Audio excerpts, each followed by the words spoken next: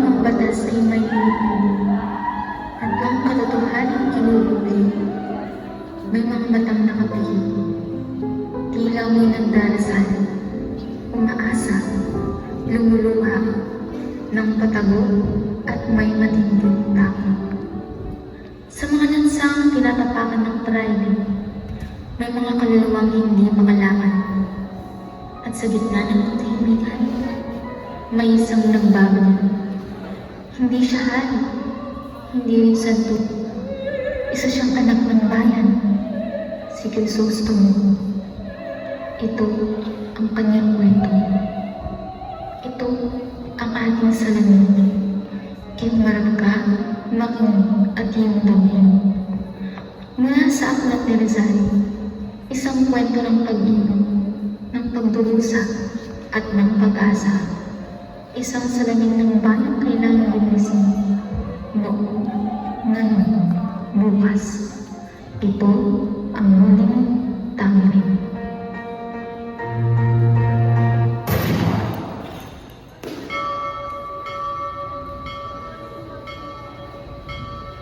Sa bahay ni Kapitan Tiago, isang piging ang imahe ng isang pambihirang lipunan. Pari, guardia sibil, mestizo, matanda't dalaga, at lahat ng mukha ng nagmarka na sa lupang silangan. Ngunit, sa ilalim ng aliwalas ng kasayahan, isang aninong babagabag sa gabi ang dadaan.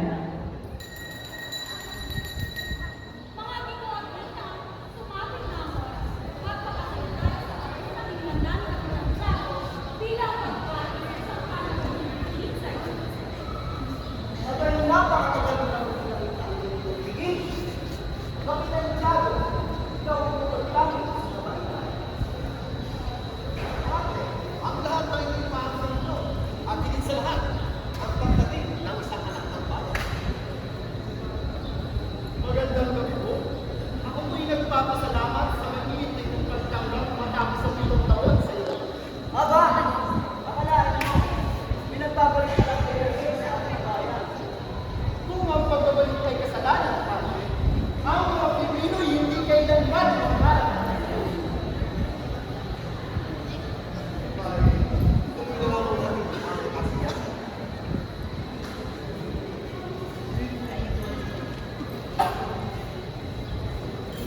Sa tila payapang gabi, nagliliyab ang mga paningin, nag-uumpugan ang mga paniniwala, at sa pagdating ni Ibarra, may simula ng binubuo ang tadhana. Ang ikalawang kabanata.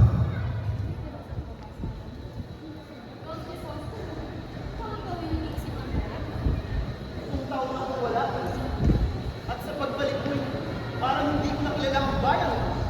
Wala nilibingan ang aking ama.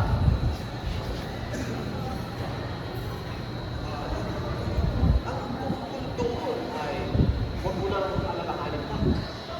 Ang pagkakamali ng simbahan ay huwag mo nang alalahin. Hindi pagkakamali ka sa ng alahan ng taong bangla. Magandang gabi, Don.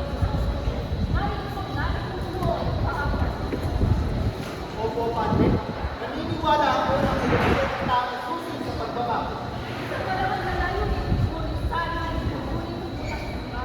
Maraming bagay ang tumuon sa proyekto, mga gamit, pondo, at pagkakas.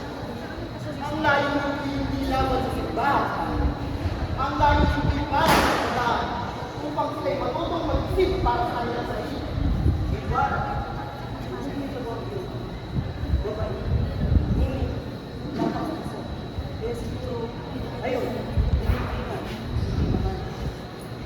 Kung ang pagalitan ng isang tao ay masusukat sa pagkulang niya sa simbahan, baka mas marami tayong balan kaysa kayong mga inaalam. Sabi mo, marahil tapos na ang pag-usap mo. Kung Crisostomo, lahat ka na, Isabel.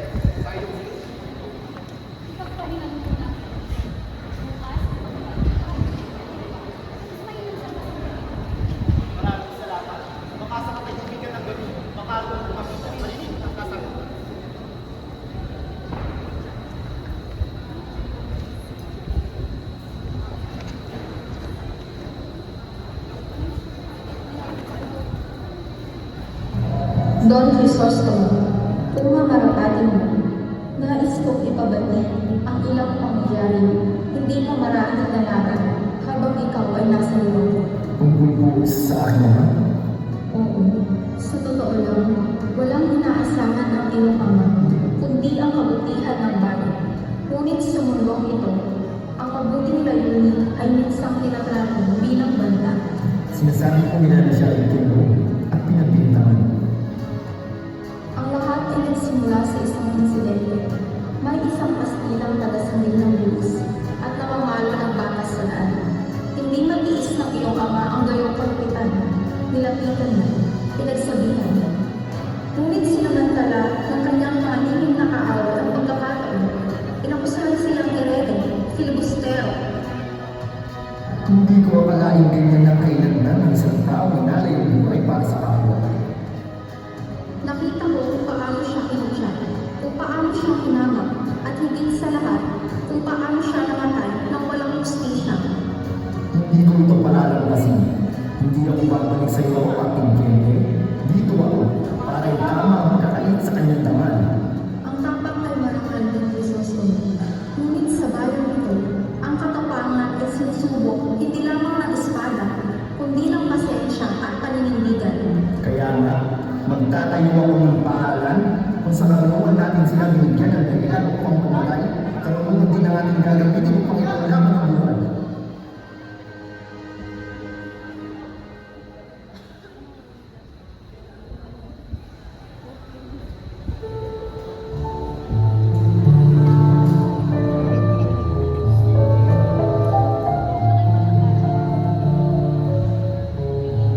Hindi ito ang lugar. Ang sabi ng utusan ay hindi. Ngunit wala ni pangalan ng punto.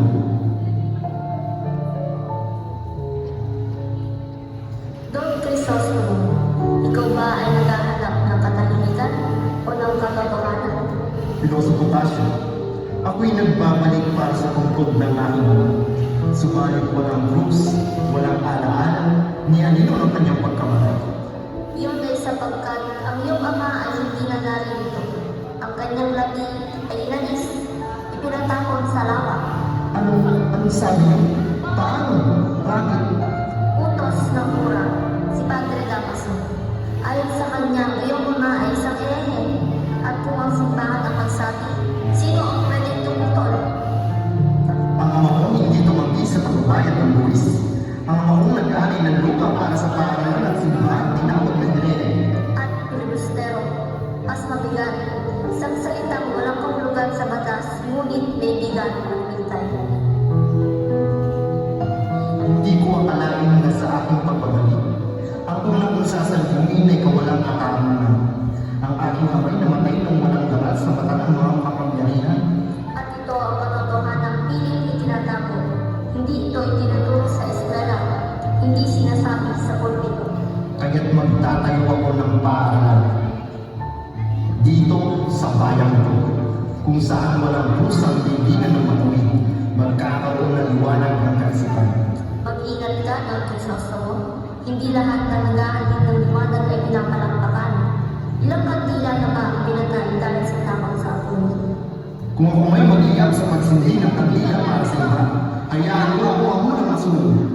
Kung ganyan ka magmahal sa bayan, sana hindi ka marunong sa lahat ng dinig.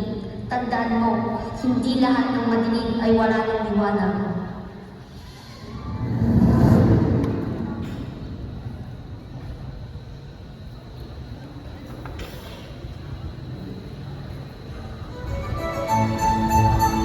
Isang malawak na bulwagan sa bahay ni Kapitan Tiago, may natitirang mga panauhin, mga Kastila, mayayaman at ilang opisyal. Si Padre Damaso ay nasa isang sulok, tila hindi interesado. Si Kapitan Tiago ay abalang-abala sa paglulapit ng mga tao kay Ibarra. Sa itong gilid, nakatayo si Tia Isabel at Maria Clara.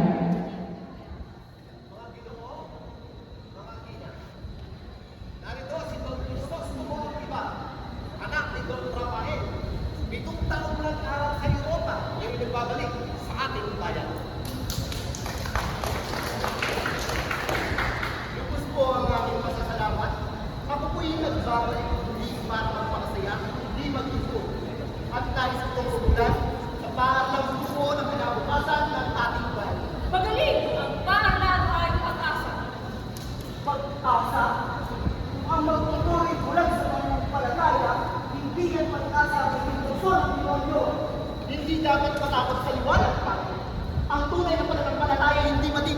kaalaman.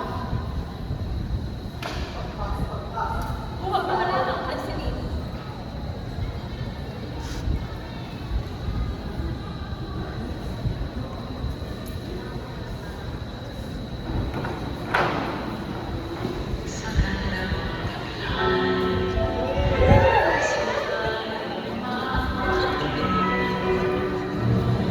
Hindi ko alam kung totoo bang narito ka. Parang panaginip.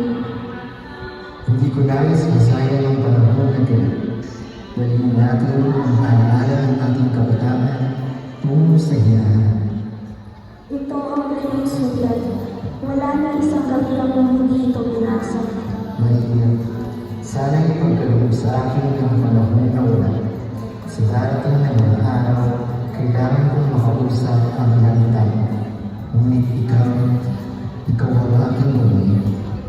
Crisostomo, kung saan ka man dalhin ng iyong panata, huwag mong kalimutang dito ka nagsimula.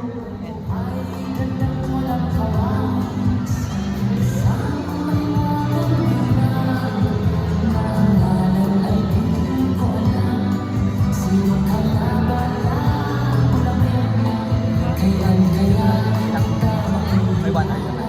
May 1 hour. Yeah.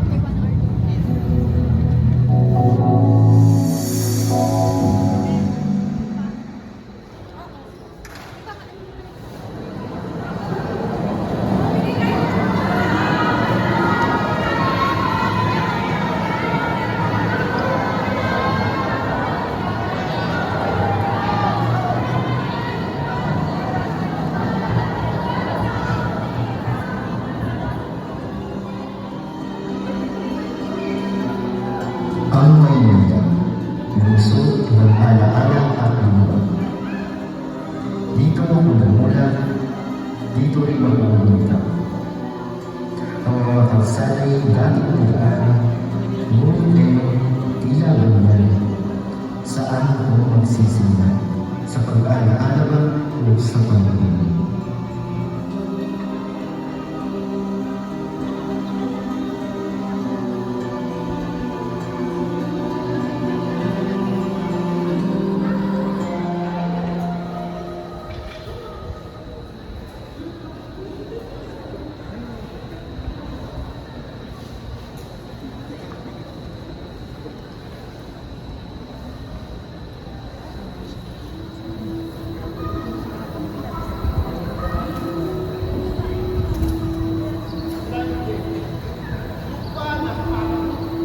Dito ako sisilang muli, di bilang isang anak ng mayaman, kundi bilang isang anak ng bayan.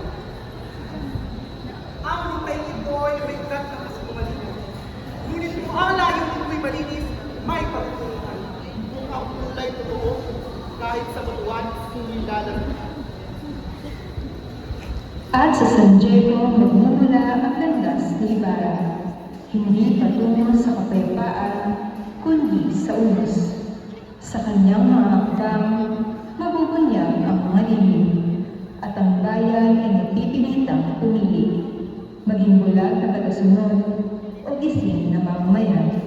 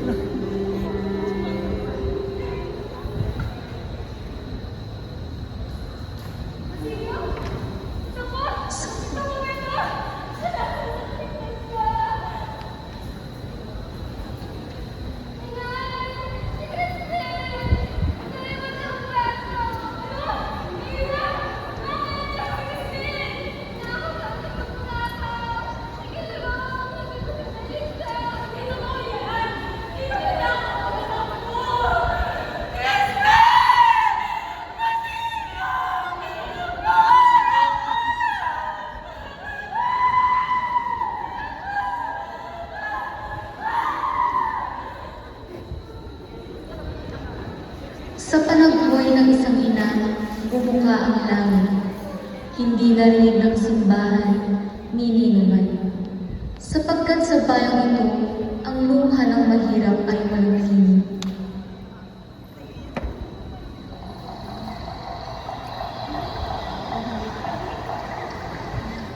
Kuya! Nasaan ka? Iba na nga ako makainan. Bakit iniwan mo ako?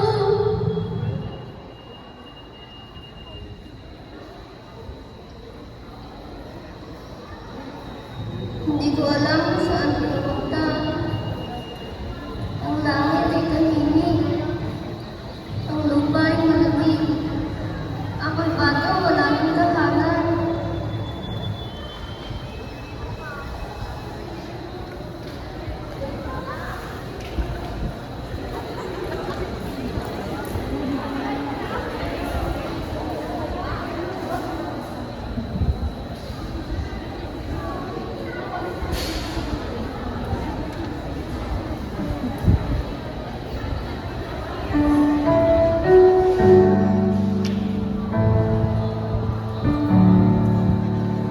Maria, kung ang nating mga pangarap ay magbunga ng unos, naway huwag kang madamay. Ngunit sa bawat yapak ko sa dilim, ikaw ang bituing nagtuturo ng daan. Crisostomo, sa bawat galaw ng mundo mo, ako'y sumusunod sa dasal. At habang ang mga kalalakihan ay nag-uusap tungkol sa bayan, may isang puso ng binibig ang tahimik na lumalaban. Ang pag-ibig ay hindi nakikialam sa politika, ngunit ito'y humihinga sa gitna ng bawat tindahan. Mga salitang hindi maibulala sa harap ng banla ay isinusulat sa papel na sumisipsip ng luha at pag-asa. At sa bawat paniki, may pangakong muling sisilay.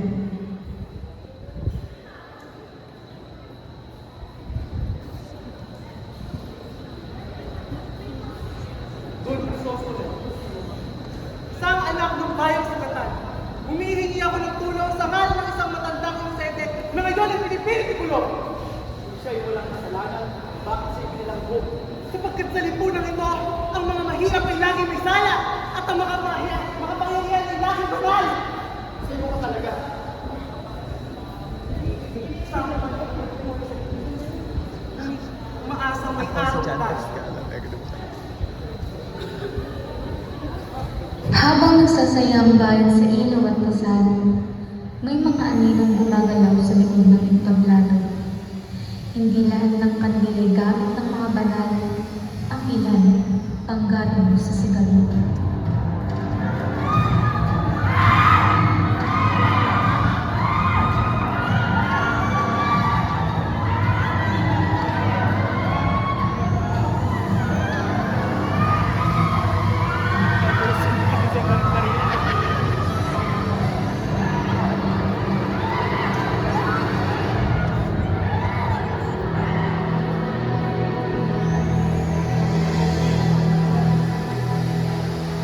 Ang gabi may anong mapayapa, ngunit sa ilalim ng mga kandila ay aninong may sandata. Ang pistang may tugtugin ay nilawin para sa Diyos, dahil minsan ito'y pagsabog ng nilulutong punos.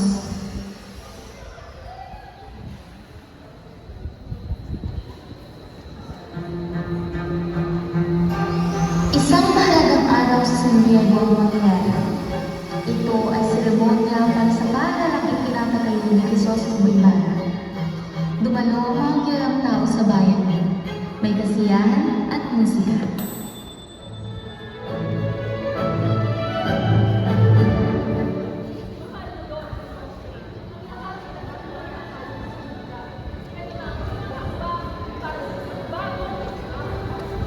Salamat po. Pangarap ito ng aking ama. At ngayon, maaari na natin ito sumula para sa kabataan ng San Diego.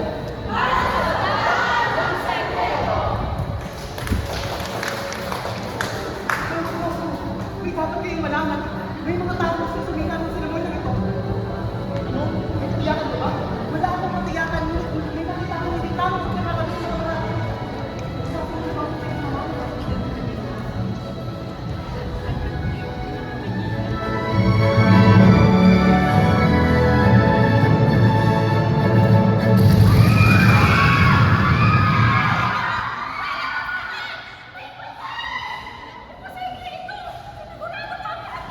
Isang bangkay ang natabunan ng bato. Sa gitna ng trahedya, nagsimula ang bulong-bulungan. Sinadya ba ito? Lahat ng ginawa ko, sinira ng isang bilang. Dugo ng manggagawa ang dumikit sa patong yun. Hindi ikaw ang may kasalanan ng Krisostomo. Ngunit hindi rin ito isang pangkaraniwang aksidente. Naniniwala akong may gumalaw sa plano. At sino ang nakakagawa niyo? Bakit? Hindi ko sila kinakalaban. Hindi lahat ng kalaban ay lantado. May mga nakaunting sumisira sa dahin. Don Crisostomo, ikaw ay sumasagisag sa pagbabago. At ang pagbabago ay kinakatukutan ng mga makapangyarihan. Bakit hindi nila maintindihan? Ayoko maghipagsik. Gusto ko lang ng liwanag. Kung hindi ka para sa sarili, gawin ito para sa mga susunod na sanayari. Magtagal ka. Magtagal ka ng bilhin. Hindi mo ikaw ang aaaring may darating na panahon para dito. Sa gabing iyon, nagtipon ng mga kilalang tao ng San Diego sa bahay ni Kapitan Tiago. Ito ay isang piging ng pasasalamat. Ngunit sa ilalim ng kasiyahan ay may apoy na nag-aalam. Crisostomo, salamat at dumating ka. Inabangan ka ng lahat. At ikaw, Maria, ang dahilan kung bakit ako narito. Ang iyong presensya ang pumapawi sa lahat ng pagod at pagdududa. Mga kaibigan, mga ito, mga tina, nais ko ibahagi sa inyo ang masalang balita. Ang aking anak na si Mana Clara ay ikakasal sa ating bumilihing Crisostomo Ibarra. Kasal? Ang kasal, hindi maayang kasal na ito. Kasal na isang lasing dalaga, anak na isang devoto, sa isang anak ng erehe, suwain at pilipistero, hindi ako papayag. Padre Dams, mag-ingat kayo sa inyong mga salita. Huwag mo lapastangan ang halahan ng lahat ng mga tao. Ang ama mo ay hindi karapat-dapat ilibing sa libingan ng mga Kristiyano. At ikaw, isa kang magpok gaya ng iyong ama. Tama na, Padre! Huwag mo lapastangan ang alaala ng aking ama sa aking maraming tao. Ang wala kang respeto, magtuto kang manahimik. Ako ay lingkod ng simbahan. Hindi mo ako kaya utusan. Bastado, isang magbang tao, Padre! At isusumpa mo hindi mo magsasalita.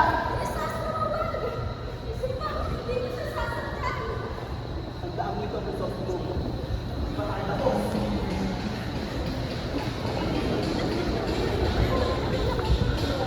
At sa isang iglap, ang gabi ng pasasalamat ay nauwi sa takot at kahihiyan. Si Ibarra, ang dating pinupuri, ngayon ay tinitingnang may pag-aalinlangan. Narinig mo ba? Si Ibarra daw ang anak ng Irehe. Hindi siya karapat-dapat tingnan ng lahat. Oo nga, ang sabi nila, nagkakagit si Padre Damaso. Gusto ang ibatapon siya sa ibang lugar. Kung si Padre Damaso ang nagsalita, sino ba ang nakatanggi? Ang simbahan ang pinakakapangyarihan dito. Kahit sino ay mahihirapang tumanggi. At sa bawat araw na lumipas, ang mga bulong ay nagiging sigaw, at ang sigaw ay nagiging galit. Ang kwento ni Ibarra ay unti-unting naging alamat ng pagtaksil, paghihirap, at pagsubok sa bayan ng San Diego.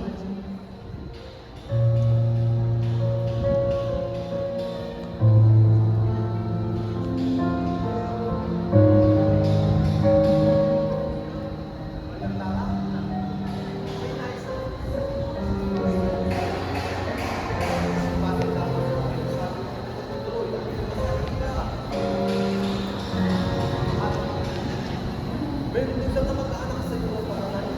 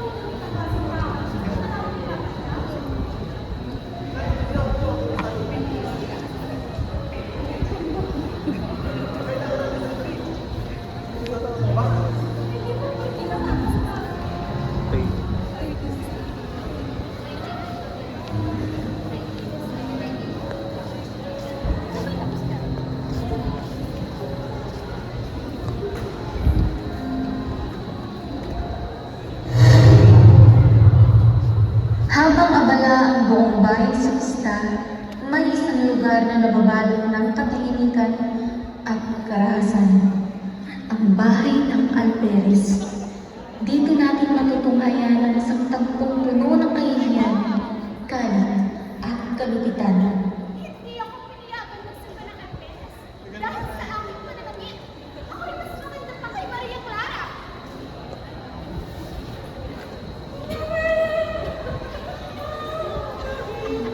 Dahil mo rin ang babae na maawit na iyo.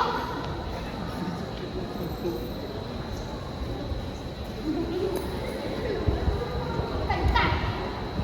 Kanta! Kanta! Bayan! Ikaw!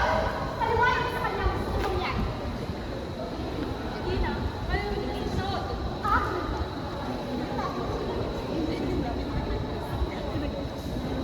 Sumayaw!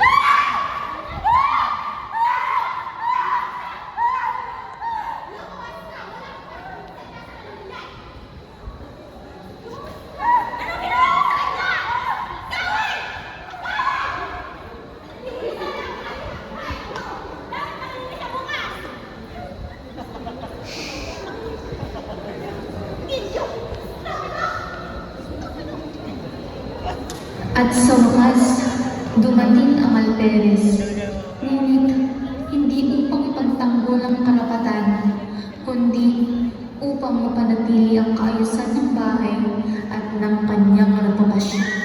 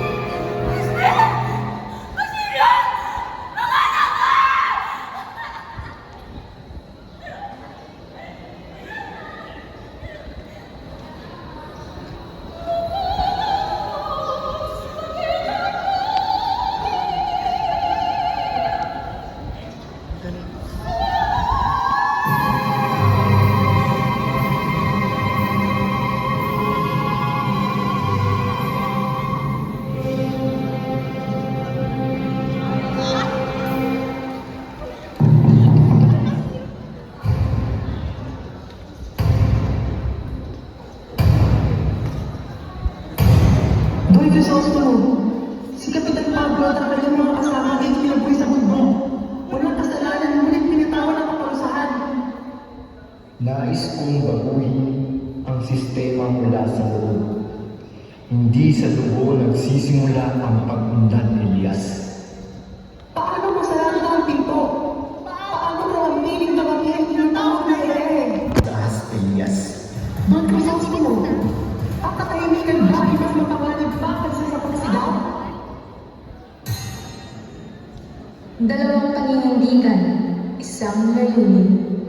Ngunit sa gitna ni Elias at ni Ibarra, may pader ng batas, ng reliyon at ng takot.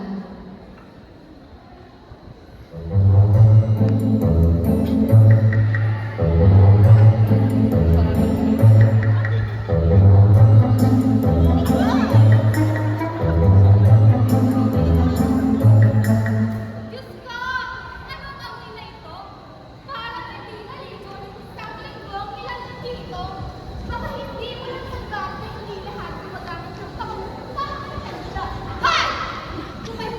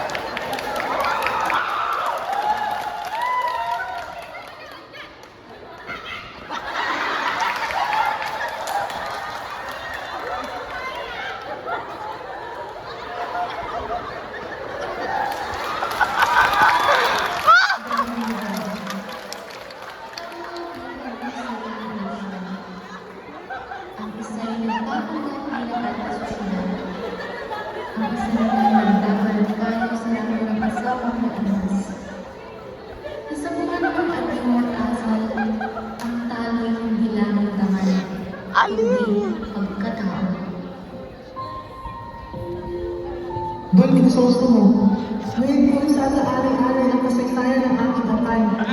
Ang aking lolo ay isang tagatala, may dahan, ngunit isang kastilang mamamalakan ang nagsubo sa kanya. Kaya't siya'y pinakulong, pinahirapan at pinatay. Pagkatapos, Ang kanyang asawa ay hindi tinanggap ng lipunan. Ang mga anak nila, pinahirapan, naging tulasan at naging alitin. At ako, walang paglilibang, pinilit kong libutin ang apelido ko. Ngunit, hindi ko nalilimutan ang sakit. gusto mo pairain ang justisya sa pamamagitan ng revolusyon? Hindi ako nalalabi sa dugo. Ngunit, pagod na akong humingi ng justisya sa mga walang peka. Ang aking daan ay reforma. Ang iyo ay paglaban, Ilyas. Ngunit, tayo'y may parehong may layunin. Makita ang ating bayan na hindi alipin. Sa dilim, walang pangalan, walang kamag-anak. Si Elias, isang anunong nilalabanan ang kapangyarihan. Habang madilim at malabo na ang parehong tinahak ni Elias at Lucas, dala nila ang magkaibang layunin at pangitain. Si Lucas, na naging instrumento ni Padre Salvi bilang tagapagsanin sa mga rebelde ay may takong peklat sa pisngi, tulad ng isang mukha ni Elias. Ito nga ba ang marka na hindi dikta sa kanilang bukas?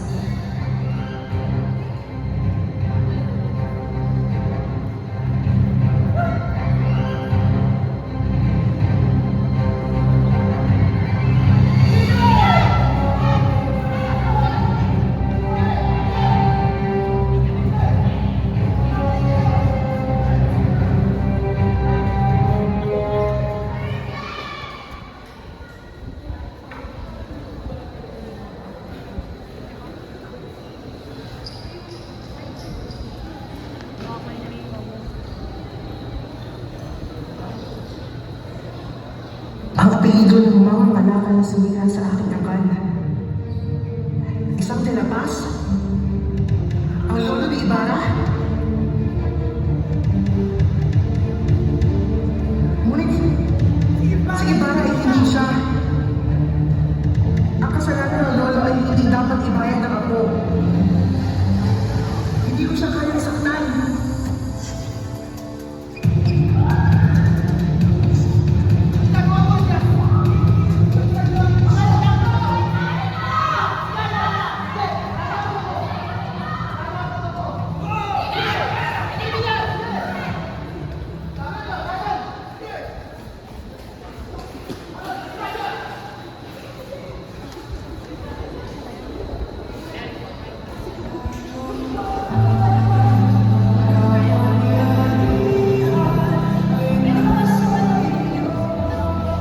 Ngayon, ako'y ganun nagtatas. Wala akong pangalan. Wala akong tahanan. Ngunit, di ako sasuko. Agad may mga matapang isip.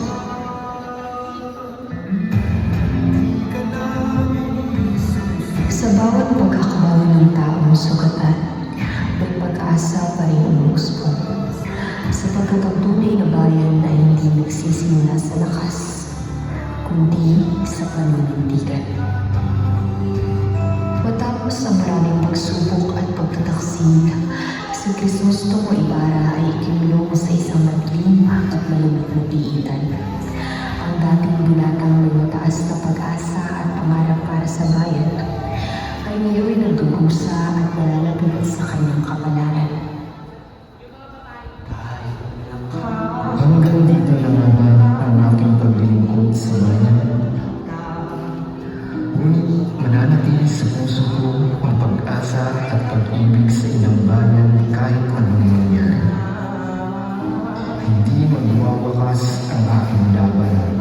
Ang pag-asa ng bayan ay hindi mamamatay sa akin. Isang araw,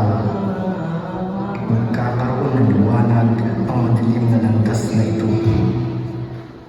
Hayaan ang mga kamay ng katarungan ang maghatid sa akin. Ngunit hindi ang mga katarungan ng kasinungalingan at puot. Habang umiikot ang mundo sa paligid niya, bumabalik sa isipan ni Ibarra ang mga buo ng kanyang buhay. Ang kanyang pagkabata, ang kanyang mga kaibigan, at lalo na si Maria Clara. Makalipas ang ilang araw, isang maliit na silid na nababalot ng dilim at katahimikan. Si Maria Clara ay nakahiga sa kanyang kama. Ang lamig ng gabi ay parang mabalot sa kanyang kaluluwa na puno ng mga lihim at pagdurusa. Maria Clara, anak ko, dumating na ang panahon na kailangan mong harapin ang katotohanan. Hindi ka anak ni Kapitan Tiago. Padre, ano pong ibig kong sabihin? Paano nalalaman ng ganito? Ang iyong tunay na ama ay si Padre Damaso at ang iyong ina ay si Doña Pia Alba, isang lihim na kailanman na hindi dapat nalaman ng marami. Anong gagawin ko, Padre? Kung ito ay malalaman, paano mo tatanggapin ng mga tao? Anong magiging kinabukasan ko? Kung ipagpapatuloy mo ang iyong plano ng sa Ibarra, ilalantad ko ang lahat. Ang lihim na ito ay magpapahamot sa iyo at sa iyong pamilya. Napakasakit ito, Padre. Ngunit hindi ko hahayaan masirain ang damay ng aking pamilya. Hindi ang pagmamahal ko kay Ibarra. Sa mga salitang iyon, hila ang mundo ni Maria Clara ay naglaho.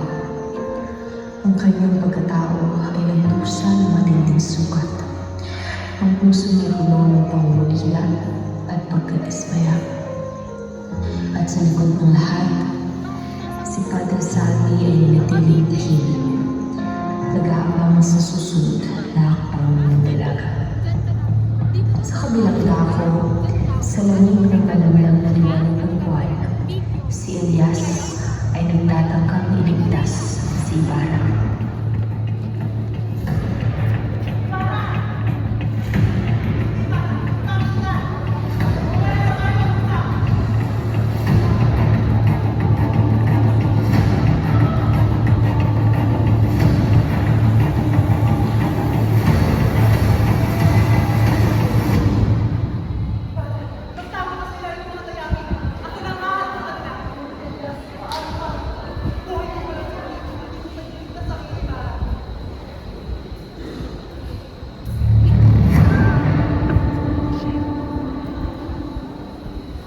Habang papalapit ang bangka ng mga gwardiya, tumalon si Elias sa tubig. Pinulito ang mga kumahabol. Sa kabila ng panganib, isinakripisyo na ang sarili upang mailigtas si Ibarra.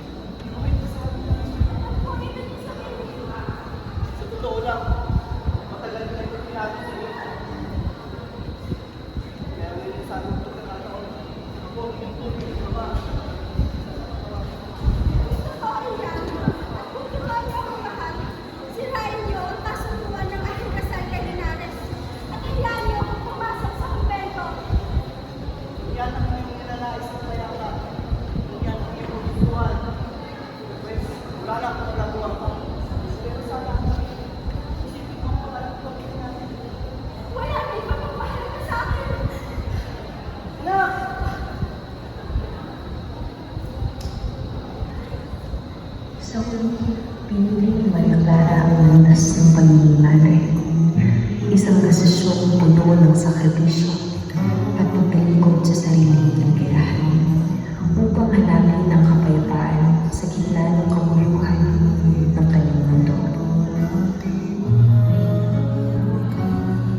Sa bisperas ng Pasko, si Basilio ay naglakbay upang hanapin ang kanyang inang si Sisa. Sa gitna ng lupat, natagpuan niya ito. Ngunit hindi siya nakilala ng ina.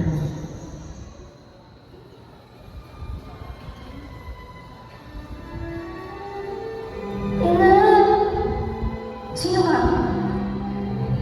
Ako ito, si Basilio. Basilio? Ikaw nga ba ito? Anak ko! Anak ko! Oo, ina, ako nga. Narito ako. Patawarin mo ako. Hindi kita natulungan. Kailangan tulungan, anak. Ang makita kayo sapat na.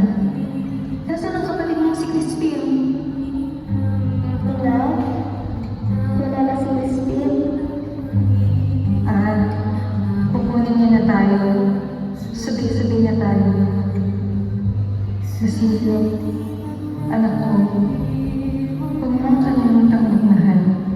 Kahit nasaktan ka ng mundo.